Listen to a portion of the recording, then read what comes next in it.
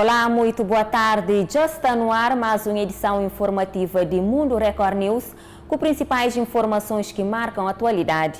E nota começa com reunião de alto nível da OCDE, que o primeiro-ministro participa e que afirma que o governo assume a economia azul como uma das principais âncoras de desenvolvimento de Cabo Verde. Ulisses Correia Silva assegura ainda que o executivo sabe e trabalha para mobilizar parcerias e investimentos estratégicos para a economia azul. O primeiro-ministro participou via Zoom de um encontro de alto nível da Organização para a Cooperação e Desenvolvimento Econômico, no qual foi apresentado o relatório sobre oceanos sustentáveis para todos. Ulisses Correia Silva considerou o relatório da OCDE de extrema importância e precisou que foi apresentado precisamente no mês em que o país concluiu o processo de elaboração da Agenda Estratégica de Desenvolvimento Sustentável 2030. Conforme o Executivo, a visão de Cabo Verde é de um modelo de desenvolvimento socioeconômico seguro e duradouro baseado no oceano. Transformar o extenso mar em economia azul num compromisso entre a economia e a sustentabilidade. Ainda de acordo com o primeiro-ministro, o governo assume a economia azul como uma das principais âncoras do desenvolvimento e que vai trabalhar no sentido de mobilizar parcerias e investimentos, partilhar riscos com os privados nos investimentos estratégicos e participar ativamente em organismos regionais e internacionais sobre a economia azul. Correia Silva ressaltou que a adesão de Cabo Verde à agenda da OCDE é de grande benefício para o compromisso nacional com a conservação dos oceanos e exploração sustentável. Agora no Tabaiti, Estados Unidos, precisamente na Califórnia, onde incêndios florestais já destruem o equivalente a 800 mil campos de futebol. É a maior área devastada em 3 décadas. Mais de 14 mil bombeiros tentam combater pelo menos 20 focos por todo o estado. No condado de Fresno, mais de 50 pessoas ficaram presas entre as chamas. Pelo menos 5 mil casas estão ameaçadas pelo fogo e centenas de famílias foram obrigadas a deixar a região. A Califórnia enfrenta uma onda de calor com temperaturas que já chegaram a 49 graus. Ainda nos Estados Unidos, o presidente Trump ataca o grupo Black Lives Matter, Vidas Negras Importam, por intimidar um casal num restaurante e aproveita ainda para criticar seu adversário Biden. O vídeo já tem quase 6 milhões de visualizações. Ele mostra os manifestantes do grupo Black Lives Matter, Vidas Negras Importam, chegando a um restaurante onde diversas pessoas almoçavam em Pittsburgh, na Pensilvânia. Os clientes deixam o local e o grupo cerca um casal de idosos. Sem fazer nada, os dois são ofendidos com palavrões, gestos obscenos e acusados pelo que os ativistas chamam de construção de uma sociedade racista. O casal não reage. Na sequência, uma mulher intimida os idosos, pega uma cerveja da mesa deles e bebe. O grupo ainda xinga outros clientes e quebra pratos e copos. O presidente Trump tem manifestado preocupação com o fato de que protestos contra o racismo e a ação da polícia estejam servindo para promover atos de violência. Nas últimas semanas, várias cidades americanas têm sido palco de crimes durante as manifestações. Por uma rede social, o presidente disse que a agressão de integrantes do grupo Black Lives Matter foi promovida, na verdade, por anarquistas e não manifestantes. Diz que eles são eleitores de Joe Biden, seu adversário nas eleições de novembro, o que não é possível provar. E acusou o oponente de não ter controle sobre a situação nem nada a dizer sobre o assunto. Até o momento, Biden não se pronunciou. Mudando de assunto, no Brasil, 18 artistas chegam na zona portuária de Rio de Janeiro com missão de transformar a região na maior galeria a céu aberto de América Latina. Todo o trabalho de pintura está a ser feito à noite. Esse projeto bonito que valoriza ruas com artes plásticas está a ser inaugurado no dia 27 de setembro. A noite inteira foi dedicada ao grafite, mas ver nascer a obra que concebeu com tanto carinho é o que basta para Maria celebrar um novo dia. Eu acho que a arte tem o poder de transformar não lugares em lugares, né? Nesse painel eu trouxe, como todos os meus trabalhos, eu trabalho com personagens femininas e essa questão da mulher na sociedade e tudo mais, seria mais ou menos isso. Os artistas estão trabalhando sem parar, das 10 da noite às 6 da manhã, desde o dia 22 de agosto. O horário não é só por conta da margem de segurança, já que as pistas ficam interditadas aos veículos, como também uma fonte de inspiração. É no silêncio das ruas que eles rendem mais. Outro ritmo e é muito mais tranquilo, assim, é muito uma relação eu e o muro, já que não tem tanto movimento, né? Então está sendo bem melhor pintar durante a noite. Transformar com arte as paredes e muros da zona portuária, que completa 110 anos, não é só um presente para o Rio de Janeiro, mas também um convite à revitalização de toda essa área. A arte vem para dar voz para a cidade.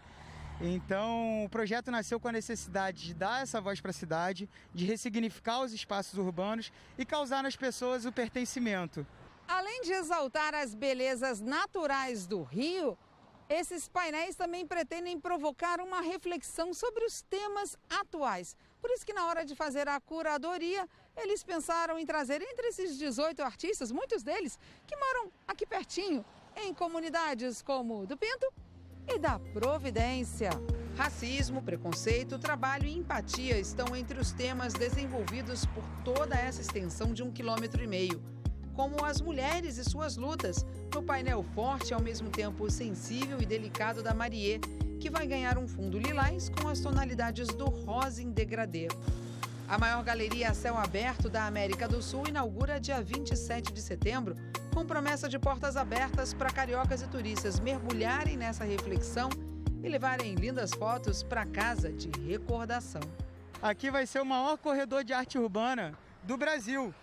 Então nada melhor do que a gente colorir a cidade e tentar afastar de vez esse momento cinza que a gente atravessa. O que eu mais gosto de fazer dentro, desse trabalho da arte é pintar na rua.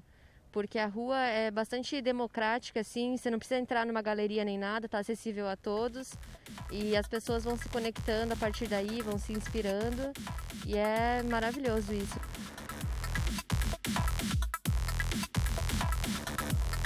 E de Brasil, no City, Arábia Saudita, onde foi inaugurado um centro veterinário bem inusitado.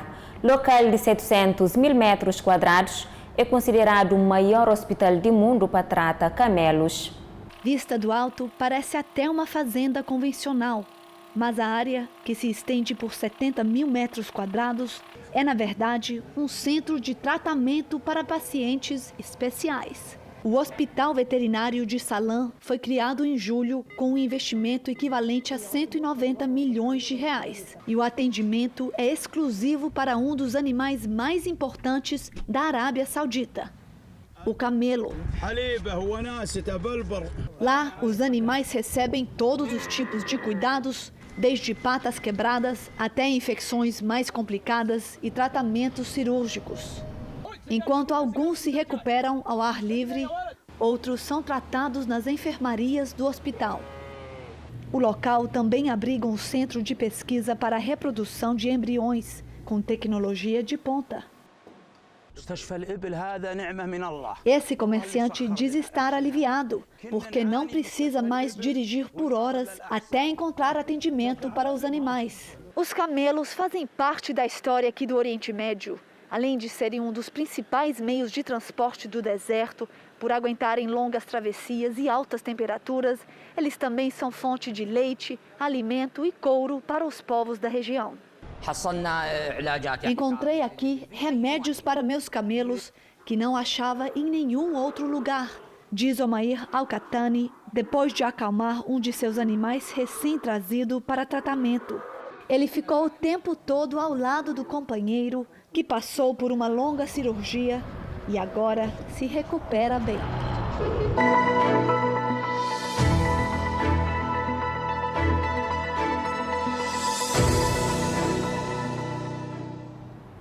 E sobre a pandemia da Covid-19, Vale informa que o estudo de vacina de Oxford foi paralisado depois de ser constatado reações adversas não voluntárias no Reino Unido.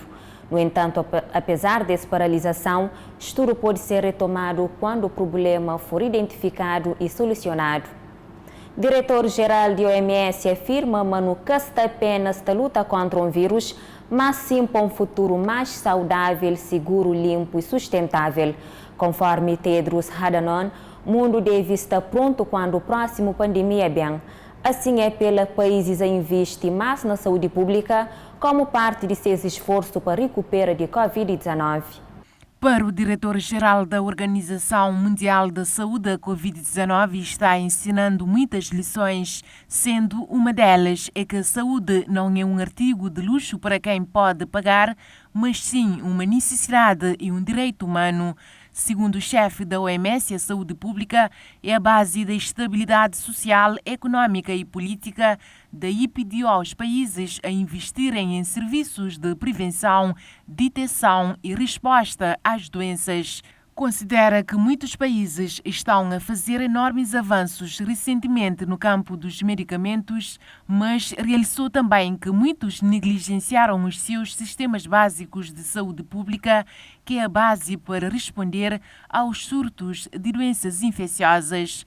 Também nesta quarta-feira, a OMS emitiu um novo alerta, afirmando que o mundo terá de esperar até 2022 para imunização ampla da sociedade. Um recado claro para que as autoridades e populações continuem a adotar medidas de precaução e distanciamento social.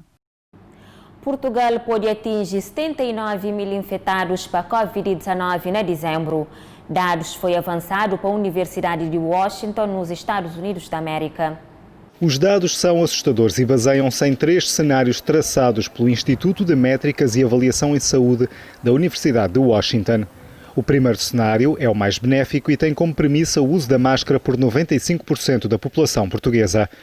Por outro lado, são impostas novas medidas de confinamento assim que sejam atingidas as 8 mortes por milhão de habitantes. Se estes 2 fatores se juntarem, o Instituto norte-americano acredita que o número de novos casos de Covid-19 atinge os 6 mil por dia. Já o número de mortes chega no total às 4.015 no final de dezembro. O segundo cenário, mais pessimista, mantém o uso da máscara nos níveis atuais e um gradual alívio das medidas restritivas. Neste cenário está também previsto um confinamento de 6 semanas, com o mesmo número de mortes por milhão de habitantes do cenário 1. Neste modelo, o número diário de novos casos de Covid-19 atinge os 18 mil. Já os óbitos podem chegar aos 8.100. O terceiro cenário é o pior de todos, criado pela Universidade de Washington. Aqui não estão previstas quaisquer medidas restritivas, independentemente da evolução da pandemia. Se assim fosse, Portugal podia chegar aos 79 mil casos diários de Covid-19. Mais de 11 mil pessoas perderiam a vida. O Instituto de Métricas e Avaliação em Saúde estima ainda que para este modelo mais negro sejam precisas mais de 4 mil camas de hospital, 1.700 delas em unidade de cuidados intensivos. No que toca a ventiladores, seriam necessários 1.600 apenas para o combate à Covid-19. Encerramento de escolas devido à pandemia deve provocar queda de 1,5% na produção mundial, afetando assim a economia até fim de século. O estudo é da Organização para a Cooperação e Desenvolvimento Econômico e os efeitos devem se prolongar. Os Estados Unidos, por exemplo, a perda deve ultrapassar os 80 trilhões de reais. O fechamento das escolas está diretamente ligado à produtividade, por isso é necessário que os alunos recuperem as matérias perdidas. No Brasil, o período de fechamento das escolas foi superior à média global. Aqui em Portugal, o ano letivo começa na semana que vem e o governo português já avisou que fechar as escolas novamente está fora de questão. E na Angola, o impacto da Covid-19 domina a reunião do Conselho da República. Questões ligadas à situação da economia e autarquias locais esteve em destaque nesse encontro. Um dos principais temas do encontro foi o regresso paulatino das aulas, apontado para o próximo mês. Uma das grandes preocupações destacadas foi a salvaguarda das medidas de biossegurança. Na opinião da maior parte dos conselheiros, o regresso deve acontecer para os estudantes adultos primeiramente, isso no ensino universitário, excluindo as crianças. Outros são de opinião que as aulas só deviam recomeçar próximo ano. O que é certo é que as aulas vão retomar, independentemente do aumento de casos da Covid-19. Porque daquilo que é a informação que nós temos, não existem condições naturais nas escolas, tampouco existem condições de biossegurança para que esses alunos voltem às escolas. Ano letivo que já não é ano letivo, porque praticamente as aulas acabam em dezembro e não se justifica iniciar agora. O Presidente da República admitiu que, do ponto de vista legal, não estão criadas as condições para a realização das autarquias locais. A verdade é que não conseguimos ainda realizá-las. Sem que se apontem necessariamente culpados, convenhamos que nem tudo está feito, o trabalho não está ainda concluído. É nosso entendimento que não é possível, num Estado democrático de direito, realizar quaisquer tipo de eleições sem suporte legal. Nesta conformidade, convido mais uma vez o Conselho da República a refletir sobre este importante assunto. Um adiamento que não foi bem recebido pelos conselheiros ligados aos partidos da oposição. Adalberto da Costa Júnior, presidente da UNITA, diz que não se justifica o adiamento. Que é muito mau para um governo que, de uma forma como esta, acaba por demonstrar que não tem um grande respeito pelo cidadão, pelos seus compromissos e pela realização do país. Nós fazemos votos que as sugestões aqui deixadas, da necessidade de se abraçar um calendário de compromisso que permita concluir as leis que faltam na Assembleia e permita também a realização das autarquias em 2021, que é a posição clara que nós temos, que não permite o contínuo adiamento do país. O órgão defendeu que se deve continuar a trabalhar no processo de preparação e organização das autarquias e serem realizadas no momento em que as condições para o efeito estiverem criadas. Por uma razão até de prudência, de salvaguarda da vida humana, nós não podemos falar em convocar eleições e ter as pessoas aglomeradas nas mesas da Assembleia de voto para votar. O Presidente da República garantiu maior aposta no setor privado para que as empresas cresçam, aumentem a produção e postos de trabalho. Falou ainda em abrir exceções devidamente reguladas para que cidadãos expatriados que trabalham em Angola nos setores-chave da economia, setor privado e projetos públicos de infraestruturas que precisam ser concluídos, possam viajar. O levantamento da cerca sanitária nacional também esteve em destaque, com a maior parte dos conselheiros a favor. Foi também sugerido o reinício dos cultos religiosos para a moralização da sociedade.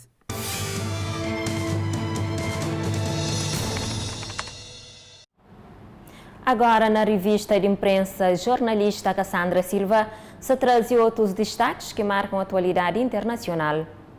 Tudo começa para a Record Europa, que avança que foi suspenso teste da vacina depois da reação adversa a involuntário. Já Al Jazeera te trazer Inglaterra te limita a reunião em meio ao ressurgimento do coronavírus. Também agora a TR7, que tem como manchete serviço te tenta retomar rotina na São Paulo depois de 6 meses de isolamento. Já Mundo ao Minuto te destaca a Grécia declarar estado de emergência na Lesbos depois de incêndio na Moria. Na Euronews não tem como destaque Reino Unido, nova ronda de negociação da Brexit e nova polémica. A nível de África, voa-te informa. Cabo Delgado, Amnistia Internacional de investigação para atrocidade contra alegados insurgentes. Para o último, nota trazer Angola, que tem como manchete governo da Zimbábue proibir exploração mineira na reserva natural. De avanço ainda aqui no país, entidade reguladora independente de saúde já fixa preço máximo de 14 mil escudos para realização de testes PCR a pessoas que se fazem viagens internacionais. Essa decisão já foi publicada no boletim oficial. Mais informações sobre essa matéria você acompanha logo mais na Fala Cabo Verde. Por agora é tudo. Boa tarde e continua na companhia de Record TV.